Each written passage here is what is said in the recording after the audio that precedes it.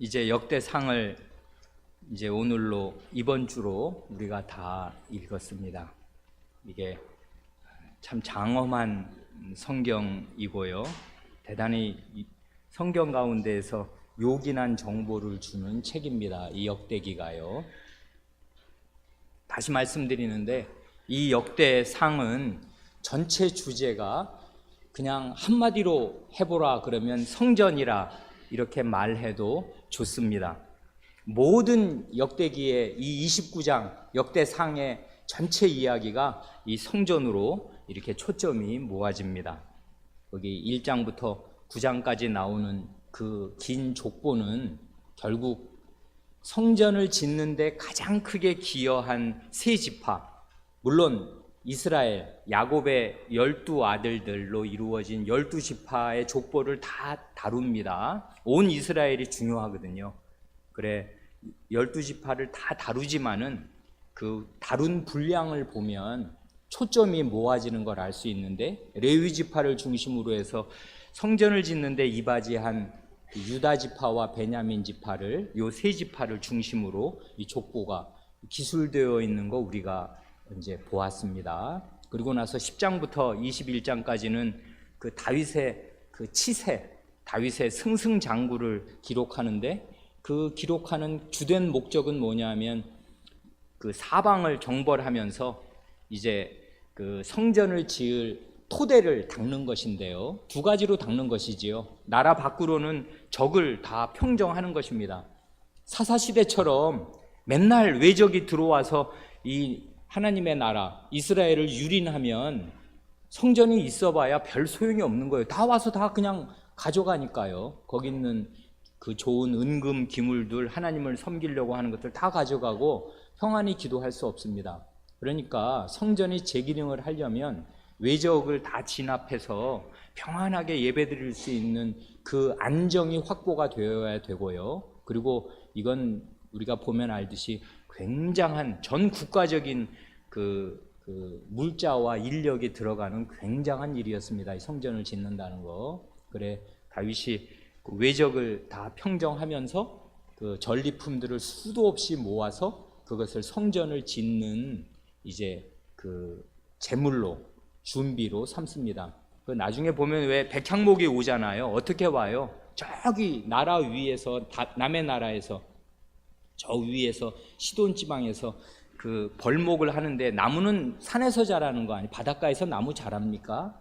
산에서 자라면 그 덩치가 큰 나무들을요, 그걸 다 산에서 내려가지고 바다로 이렇게 가져와서 뗏목으로 묶어서 수운하잖아요. 그게 육지로 옮기는 것보다 가장 쉬우니까. 그렇지만 바다로 옮기는 게 그게 쉽습니까? 그 큰 통나무들을 수백 수천 개를 바다로 옮기는 게 쉽냐고요. 그래 그렇게 해서 요바 항구로 내려오면 그 항구에 그 다다른 그 큰 그 무거운, 어마어마하게 무거운 물 먹은, 바닷물 먹은 나무들을, 그걸 다 예루살렘까지 산으로 그 800m 되는 그런 그 산꼭대기로 그걸 올려가야 되잖아요. 그러니 이게 보통 일이 아니란 말이에요. 간단한 일 아닙니다. 성전 짓는다는 거. 그러니까 이제 그 국가적인 총력이 들어가고 돈이 많이 들어가는 일입니다.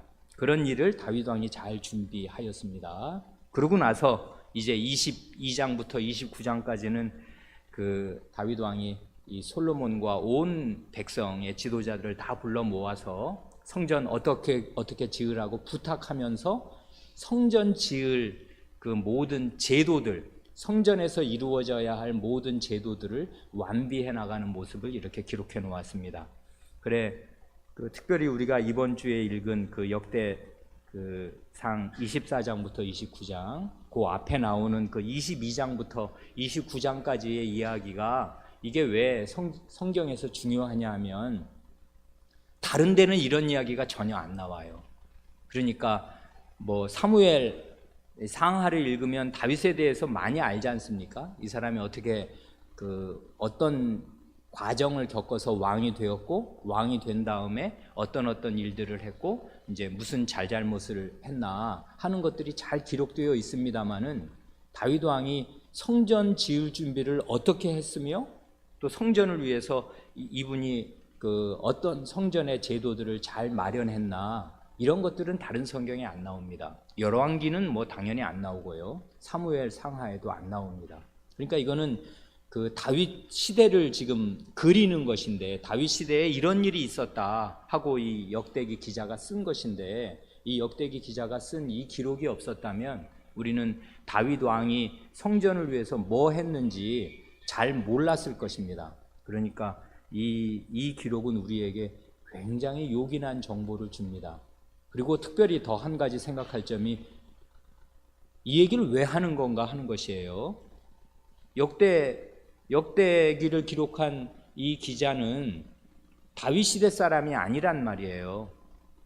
그 성전이 나중에 불타서 다 무너지고 바벨론의 포로로 잡혀갔다가, 그러니까 몇백 년 뒤죠 그게.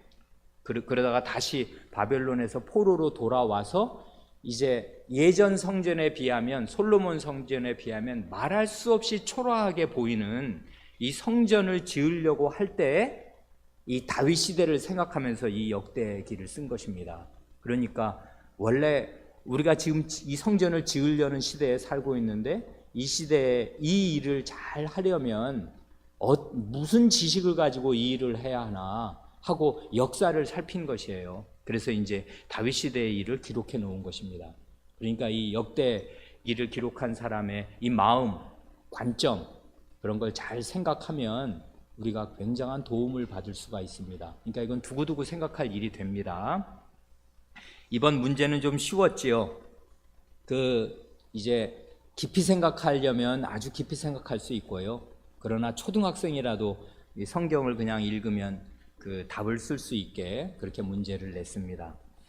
예를 들면 이런 것이지 않습니까? 제목을 달아보는 것인데요.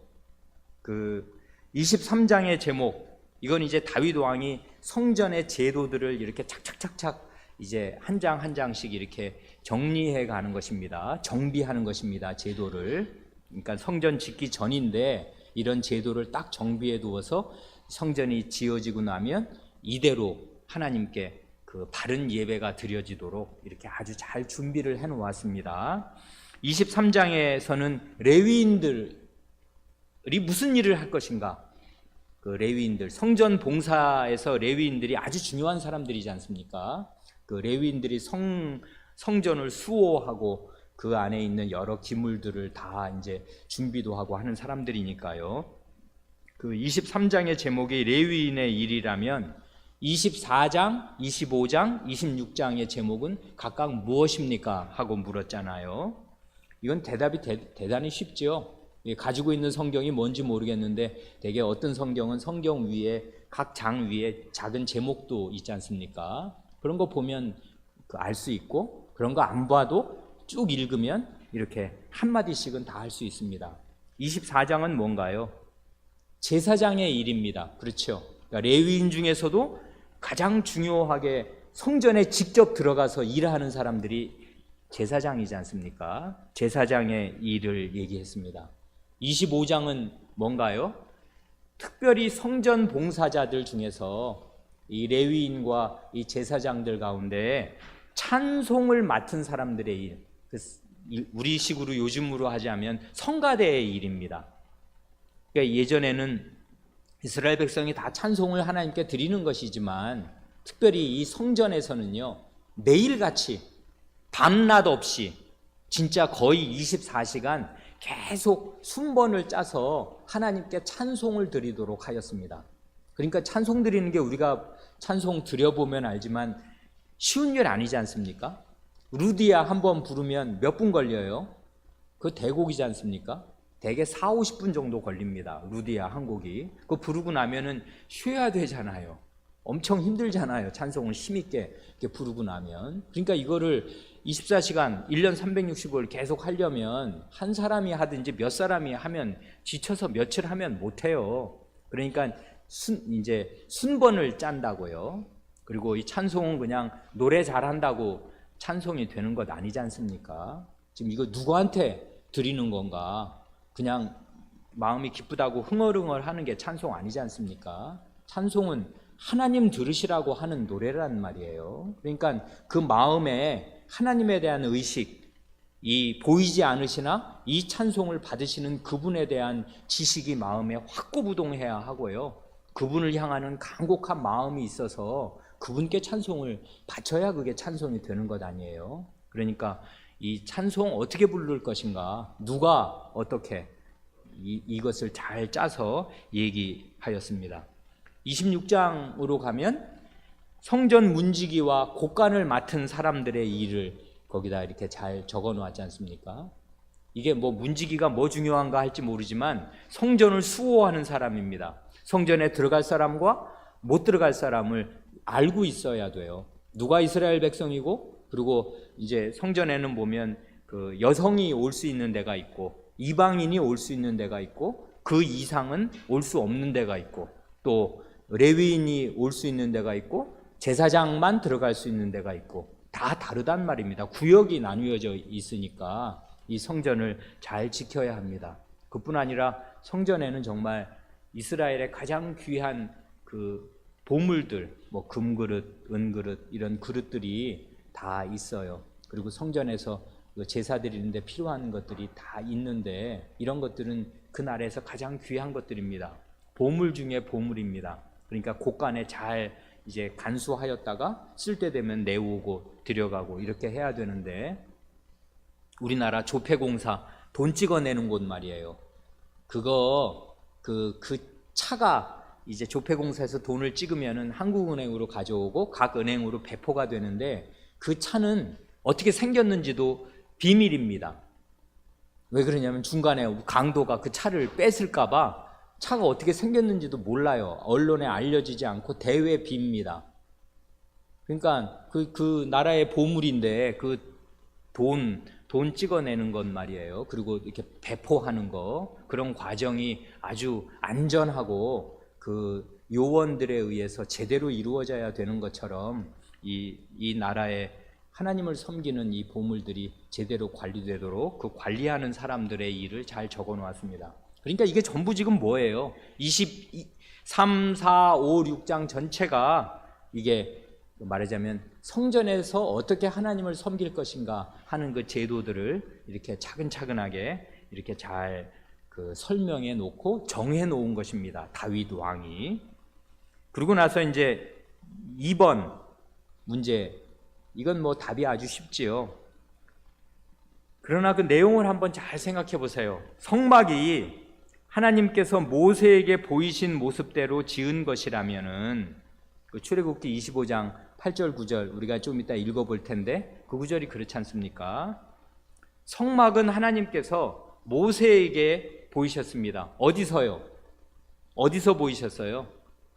시내산으로 모세를 올라오라고 하나님이 직접 시내산으로 내려오시고 그 하나님이 내려오신 시내산으로 모세를 불러들이셔서 그 산 아마 꼭대기에서 하나님이 계신 자리에서 하늘에 있는 참 성전의 모습을 보여주시고 그 본 모습을 잘 기억하도록, 그래서 그 모세가 산 위에 40일 있었지 않습니까? 40일 동안 밥도 물도 먹지 않고 하나님과 함께 그 하나님의 말씀을 듣고, 그래서 자기가 내려가서 전할 말씀을 마음에 간직하고 또 한 가지 한 게 성전을 본 것입니다. 하늘의 성전, 하늘의 성막의 진상을 보고서 그것을 내려와서 그대로 이제 그 하늘에 있는 모습 그대로 그 모형을 이 땅에 만들 수 있도록 그것을 잊지 않게 머리에 새겨 넣은 것입니다.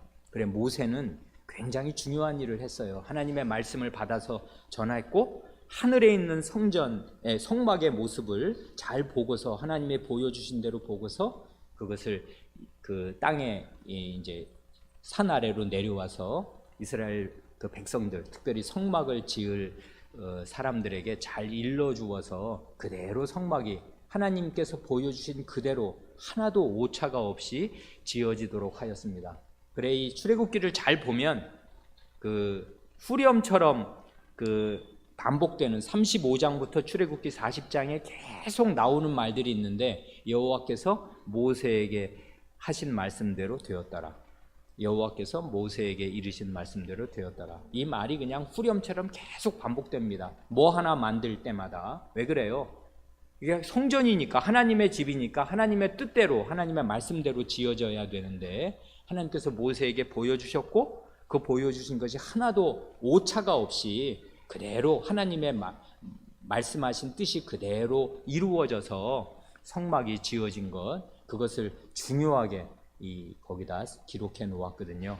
그런데요, 성막은 그러니까 모세를 통해서 하나님이 주셨습니다. 그러면 성전은 성막하고 달라요. 일단 크기가 다릅니다. 성막보다 굉장히 커졌습니다. 성막은 그냥 텐트라 사실은 바닥도 없어요. 바닥은 땅바닥이고요. 그 위에 그냥 말뚝 박고 텐트를 이렇게 말하자면 천막을 친 것입니다. 그런데 성전은 안 그래요. 이거 3층짜리 그 3층 높이의 그 굉장한 높이의 집입니다.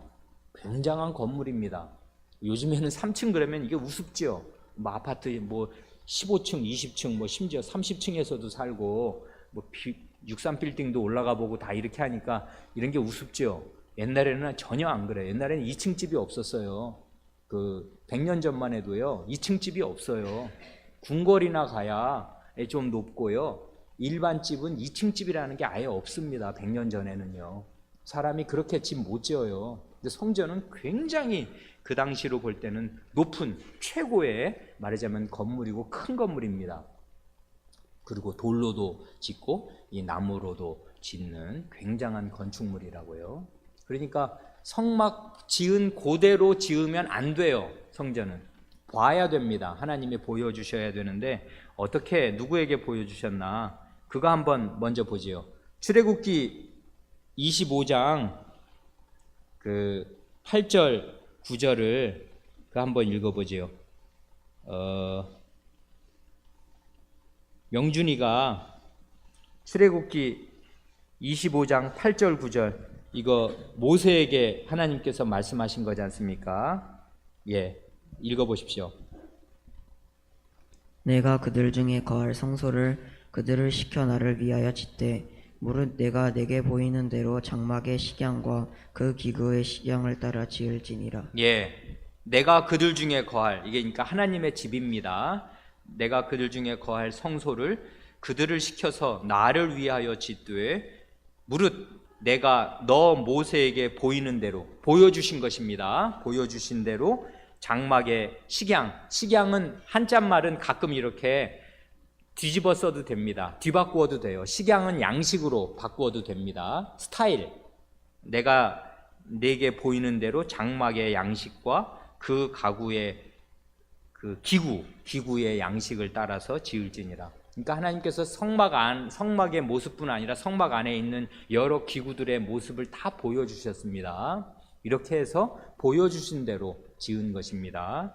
그러면 성전은 어떻게 지었나? 이렇게 지었습니다. 거기 그 명준이가 계속해서 역대상 28장 11, 12절 한번 읽어보십시오. 역대상 28장 11, 12절. 다윗이 전에 낭실과 그 집들과 그 곡간과 다락과 골방과 속죄소의 식양을 그 아들 솔로몬에게 주고 또 성신에 가르치신 모든 식양 곧 여호와의 전의 뜰과 사면의 모든 방과 하나님의 전 곡간과 성물 곡간의 식양을 주고 쭉 내려가서 19절. 다윗이 가로되 이 위의 모든 것의 식양을 여호와의 손이 내게 임하여 그려 나로 알게 하셨느니라. 예, 여기 보면 12절에서는 성신께서 다윗에게 가르쳐 주신 그 양식, 그 스타일대로, 그 모습대로 이제 이 여호와의 전에 하나님의 집, 이 여호와의 전이라는 말은 직역하면 여호와의 집입니다. 여호와의 집의 성전의 모든 그 각 장소의 모습을 성신께서 다윗에게 가르쳐 주셨습니다. 그런데 여기 보면 19절에 보면은 이 모든 것의 식양을 양식을 여호와의 손이 내게 임하여 그리어 나로 알게 하셨느니라 하였습니다. 그러니까 성신을 여호와의 손으로도 표시한 거지요. 여호와 하나님께서 알게 하셨고 성신께서 알게 하셨습니다. 다윗에게. 그렇게 해서 그 다윗이 솔로몬에게 말하자면 성전의 청사진 그럼 뭔지 모르죠. 그 성전의 설계도를 말하자면 이 아들을 솔로몬에게 전해준 것입니다. 요것은 내가 지금 그 내 생각으로 성전 이렇게 지었으면 좋겠어 하고 내가 만든 것 아니고 성신께서 여호와의 손이 나로 그려서 알게 하신 것이니까 너 꼭 요대로 지어야 된다. 요 크기대로 요 모양대로 지어야 된다 하고서 다윗이 솔로몬에게 알려주었습니다. 그러니까 우리가 아는 그 다윗 왕은요 굉장한 사람입니다. 구약에서요 이 다윗 같은 사람이 또 있겠나 싶을 만큼 굉장한 사람입니다. 이 선지자 중에 선지자, 예언자 중에 예언자입니다. 물론 왕입니다. 그런데요 모세의 버금갈 만한 사람이라고요. 하나님의 집을 이렇게 하나님의 그 지시하심으로 이렇게 보고서 이렇게 전해줄 사람. 꼭 모세가 성막을 이렇게 모습을 보고서 이스라엘 백성에게 그대로 짓게 한 거와 같이 이 다윗이 꼭 그 역할을 했다고요. 성전에서. 그러니까 이 성전은 하나님의 계시로 지어진 것이고 하나님께서 아주 출중한 종, 믿음직한 종, 뭘 보여주면 그대로 그걸 깨닫고 할 수 있는 믿음과 그 지혜를 가진 그런 종에게 보여주셔서 그대로 지은 것입니다. 그러니까 이게 이런 오늘 우리가 이 예배당 참 감사하게 잘 받아서 잘 사용합니다마는 이런 예배당 짓는 거하고는 완전히 다른 거예요. 이런 예배당은 그냥 예배 드리는 곳입니다. 그리고 이런 예배당 없어도 상관없어요. 뭐 어디 집에 큰 집에 모여서라도 식당에서라도 모여서도 예배 드리면 예배가 되는 것인데 구약 시대는 그게 아니란 말이에요. 구약 시대에는 특별히 하나님께서 어떤 장소를 지정하시고 건물 짓기를 이렇게 구체적으로 명하셔서 거기에 그 건물에 하나님이 직접 임재하신단 말이에요. 그러니까 성전은 굉장히 중요한 것인데 굉장히 중요한 것이니까 하나님께서 중요한 사람들을 이렇게 쓰셨습니다. 그거 우리가 이제 생각하고 가면 좋습니다. 다윗이 어떤 사람인가? 다윗이 성전을 위해서 그러니까 사실 모든 것을 한 사람입니다. 이름은 나중에는 역사에서는 이제 솔로몬 성전이라고 합니다. 솔로몬이 지었으니까. 그러나 이것은 다윗 왕이 이렇게 물자도 다 준비하고 또 나라 안팎을 다 평안하게 만들어주고 그리고 성전의 이 모든 제도도 완비해 놓고 결정적으로 성전의 모양 자체를 하나님의 계시를 받아서 설계도를 다 그려서 아들에게 넘겨준. 그러니까 다윗의 일생은요. 여기 나중에 이제 그런 시편도 있는데 다윗의 일생을 그냥 한마디로 요약하면 성전을 향한 열심입니다. 그가 왕 된 게 무슨 뜻이 있나? 성전을 지을 모든 준비를 완비한 데 뜻이 있습니다. 그럼으로써 정말 하나님이 이스라엘 한가운데 장엄하게 임재하시는 거거든요. 그래서 그 백성과 함께 하여 주십니다. 다윗이 그 모든 토대를 놓았다고요. 그러니까 다윗이 왕 된 게 참 뜻이 있습니다. 하나님을 이스라엘 백성이 제대로 모시고 살도록 그 성전에서 늘 하나님께 예배드리고 하나님의 말씀도 듣고 하나님께 기도드리고 이러는 일이 일어날 수 있도록 하나님 자신의 집을 짓는 모든 준비를 하였습니다. 이게 역대상이라고요. 그러니까 역대상 전체는 이 성전을 짓는 대로 이렇게 모아집니다. 하나를 더 이 보너스로 이야기하고 싶습니다.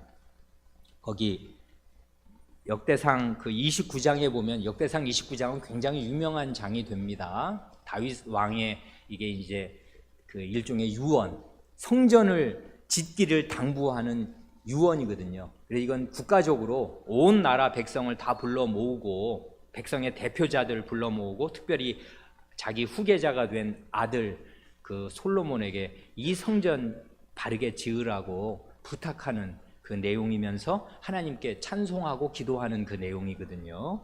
그런 이 29장에 이제 제가 이번 주에 이거 우리 교우들과 함께 이 성경을 읽으면서 아주 새롭게 발견한 말씀이 하나 있습니다. 그거 같이 보고 싶은데요. 우리 루이가 29장 15절 한번 읽어 주십시오. 우리는 우리 조상들과 같이 주님 앞에서 이방 나그네와 거류민들이라. 세상에 있는 날이 그림자 같아서 희망이 없나이다. 예, 이거는 이제 개정 개혁으로 읽은 거고요. 개혁 한글판은 이렇습니다. 주 앞에서는 우리가 우리 열조와 다름이 없이 나그네와 우거한 자라. 세상에 있는 날이 그림자 같아서 머무름이 없나이다. 이렇게 고백하거든요. 이건 왕으로 살다가 거의 막바지에 하는 말입니다. 이 사람 왕 노릇 40년 하였습니다. 그러고 나서 이제 세상을 떠나기 전인데 이제 유언 삼아서 이 말을 하는데 이렇게 말합니다. 우리는 우리의 아버지들, 우리의 조상과 다름이 없이 나그네와 우거한 자입니다. 세상에 있는 날이 그림자 같아서 머무름이 없습니다 합니다. 이게 왜 눈에 들어왔냐 하면 그전에도 우리가 역대상을 읽었고 저도 역대상 여러 번 읽었습니다마는 이 구절이 무슨 뜻인지 이 구절의 그 무게가 마음에 제대로 실리지를 못했어요. 하나님 말씀은 늘 이렇습니다. 우리가 모든 구절의 그 중요성을 다 마음에 붙잡지 못해요. 그러니까 이번에 읽을 때는 이런 면, 다음에 다시 읽을 때는 이런 면, 여기서 조금 저기서 조금 계속 조금씩 배워가는 것 뿐입니다. 그러니까 평생 배워야 돼요. 여기 보면 이 구절 이게 왜 우리 마음에 제 마음에 와닿아요. 우리가 원단에 그 다윗의 시편 23편 그 읽었지 않습니까? 나의 평생의 선하심과 인자하심이 정녕 나를 따르리니 내가 여호와의 집에 영원히 거하리로다. 내가 여호와의 집에 영원히 돌아가리로다. 그거거든요. 그래, 그 돌아간다는 말이 그게 숙제였단 말이에요. 아니, 하나님의 집에 왜 돌아간다고 얘기하지? 그럼 집을 떠나 있는 사람인데, 이게 집 떠난 사람의 그 집으로 고향집을 찾아가려는 사람의 간곡함이 여기 시에 실려 있단 말이에요. 그래, 이제 그래서 보는데 마침 우리가 주일 아침 그 예배 시간에 히브리서를 보지 않습니까? 히브리서 보면 이스라엘의 열조들, 이스라엘의 아버지들의 한결같은 의식이 그 나그네 의식이거든요. 그러니까 이 땅에서는 나그네로 산다. 우리 돌아갈 아버지 집이 있다. 그걸 계속 그린다고요. 그래, 이 히브리서를 보고 또 이 원단의 시편, 다윗의 시편을 보면서 그렇지 않아도 다윗의 시 가운데 시편 39편 12절 그 강설에서 인용한 적이 있습니다. 이건 다윗의 시편인데 시편 39편 12절도 들어보세요. 대저 나는 주께 객이 되고 거류자가 됨이 나의 모든 열조 같으니이다. 이렇게 다윗이 고백한다고요.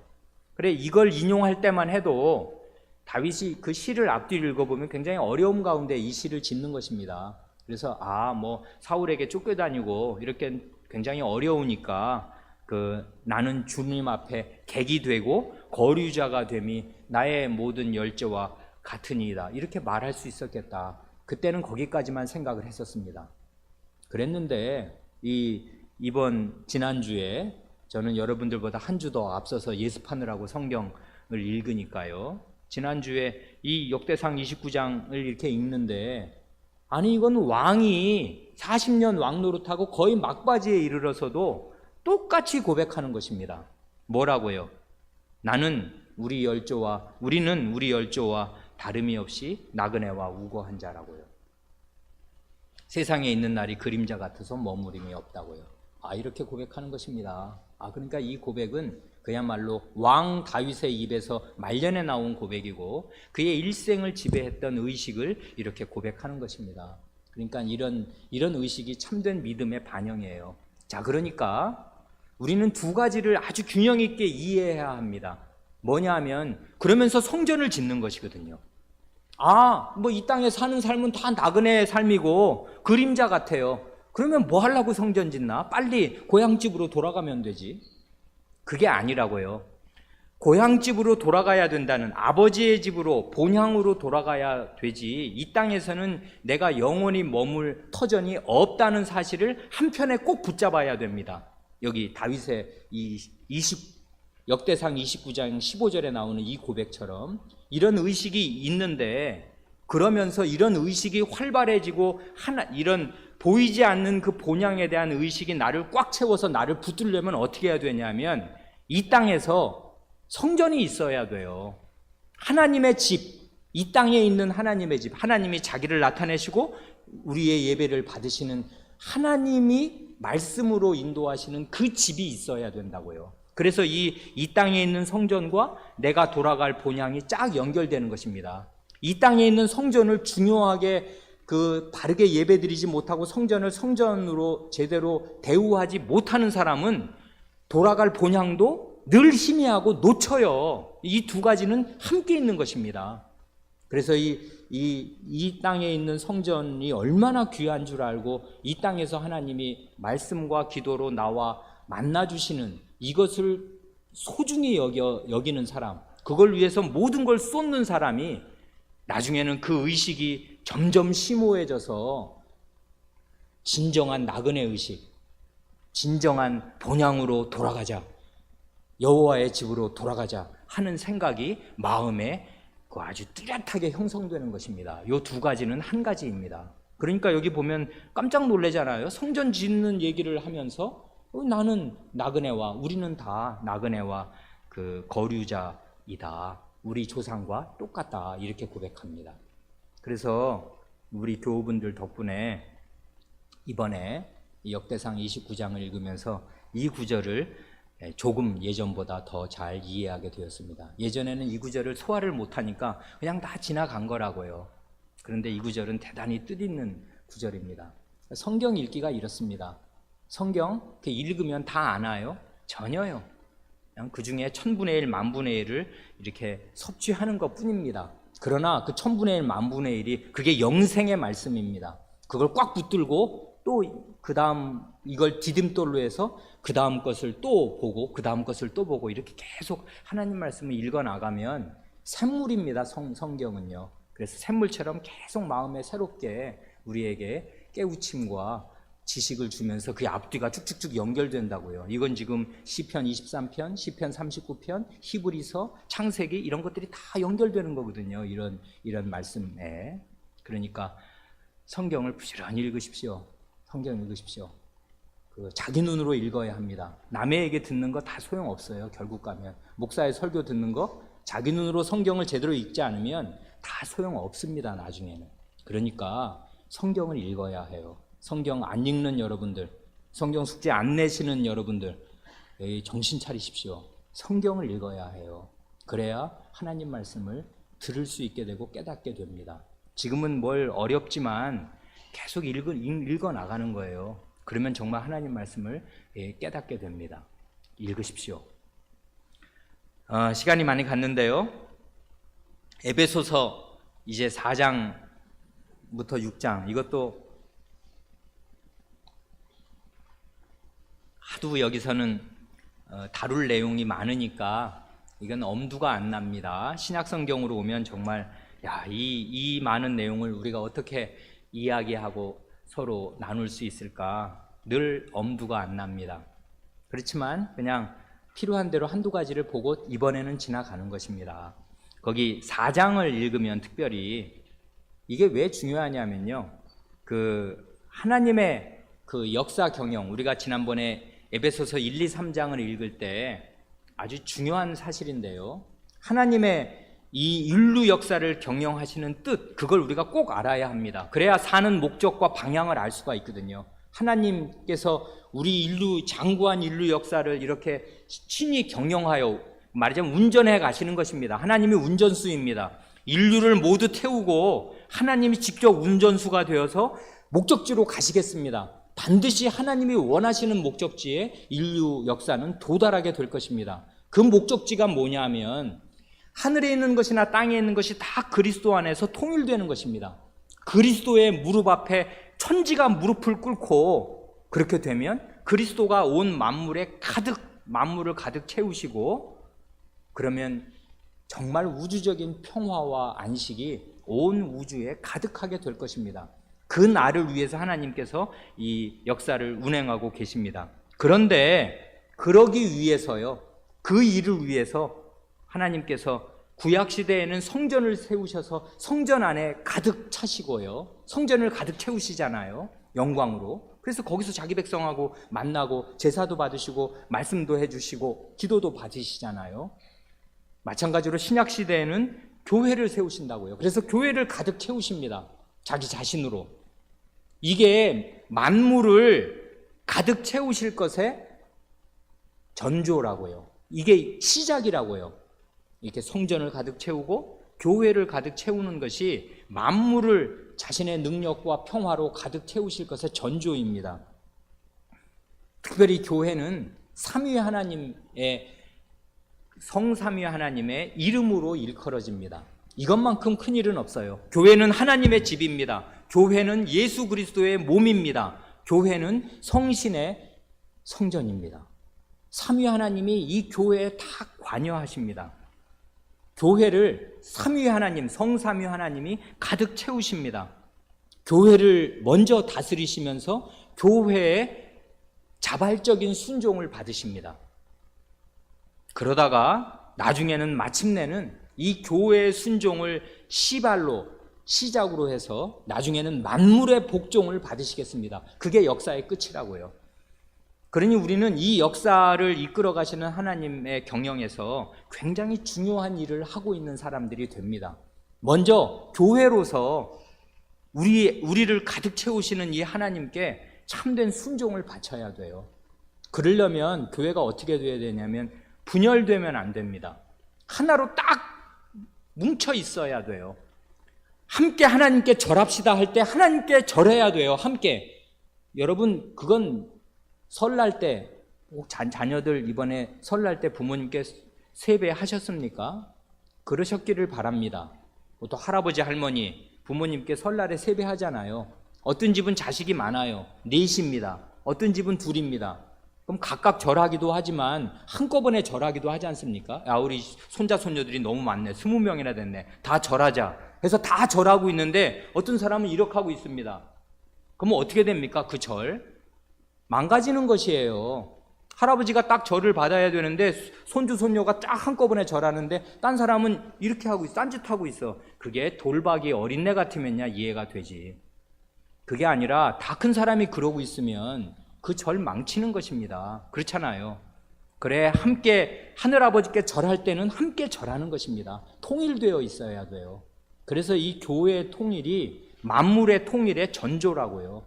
그러니까 교회의 통일을 깨치는 사람, 그 사람은 역사의 죄인이 되는 것입니다. 하나님의 역사 경영을 망치는 사람으로. 그렇다고 그 실제로 역사 경영이 망쳐지냐면 안 망쳐져요. 하나님의 역사 경영은 이루어지겠습니다. 그렇게 하는 그 사람이 역사 경영에서 탈락하는 것뿐입니다. 하나님께서 이런 식으로 내가 역사를 이끌어 간다, 이걸 보여주시는데 못 따라가는 거예요. 자기가. 어떤 사람이요? 교회의 통일을 깨는 사람이. 그래, 이건 이제 길게 얘기해야 하는데 여기 3절부터 거기 에베소서 4장 3절, 4절, 5절, 6절 이거 읽고 마칩니다. 평안에 매는 줄로 2절부터 읽죠. 모든 겸손과 온유로 하고 교회의 통일을 위해서, 교회의 하나됨을 위해서 바울 사도는 뭘 하라고 하나, 그리고 그 근거로 뭘 드나, 이걸 잘 기억해야 합니다. 모든 겸손과 온유로 하고 오래 참음으로 사랑 가운데서 서로 용납하고, 이것입니다. 마음을 낮추어야 돼요. 그리고 부드럽게 가져야 하고 오래 참아야 합니다. 그리고 용납해야 해요. 그래, 평안에 매는 줄로 성신의 하나 되게 하신 것을 힘써 지키라. 성신께서 교회를 하나로 모으십니다. 그것을 힘써 지켜야 돼요. 그 다음이 아주 4, 5, 6절이 멋진데, 성삼위 하나님을 여기 교회가 하나 되게 하는 분으로 갖다가 쓴단 말이에요. 어떻게 해요? 몸이 하나요 성신이 하나이니 이와 같이 너희가 부르심의 한 소망 안에서 부르심을 입었느니라. 성신이 하나니까 몸이 하나입니다. 소망도 하나입니다. 5절은 주 예수 그리스도를 갖다 씁니다. 주님이 한 분이니까 그 주님을 믿는 믿음도 하나고 세례도 하나입니다. 그리고 6절에서는 성부 하나님을 가져다 씁니다. 하나님도 하나이시니 곧 만유의 아버지시라. 만유 위에 계시고 만유를 통일하시고 만유 가운데 계시도다. 교회 하나됨에 누가 관여하십니까? 성부, 성자, 성신이 관여하십니다. 교회의 하나됨의 근거와 토대는 이것이에요. 그러니 이걸 깨뜨리는 사람은 뭐 어떻게 되는 것입니까? 성부, 성자, 성신을 각각 거스르는 것입니다. 역행하는 것이에요. 망할 길로 가는 것입니다. 그래서 그 나중에 쭉 보면 어떻게 해야 되냐면 자라야 돼요. 하나님의 말씀을 배워서 자라야 하나됨을 이룰 수 있어요. 어린애들 노는 거 보세요. 걔네들이 어울려서 노는 것 같죠? 걔네들은 모래알입니다. 다 따로 놀아요. 같이 놀다가 누가 없어져도 상관을 안 해. 어린애들의 특징입니다. 어린애들은요, 자기 혼자예요. 유아 독존입니다. 그래서 진짜. 그런데요, 자라면 다른 사람을 배려하게 되고 다른 사람과 하나 될 줄을 알게 돼요. 그래서 이 하나 되는 비결은 삼위 하나님을 아는 지식 가운데 자라는 길밖에 없습니다. 이걸 길게 말씀드려야 되는데 오늘은 여기까지만 합니다. 기도하겠습니다.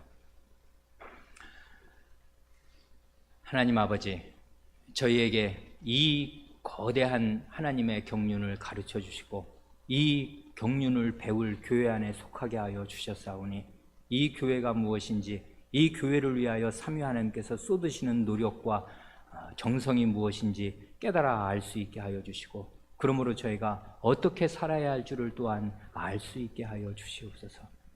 저희에게 교회를 더욱 가르쳐 주시옵소서. 우리 구주 예수님의 이름으로 기도하옵니다. 아멘.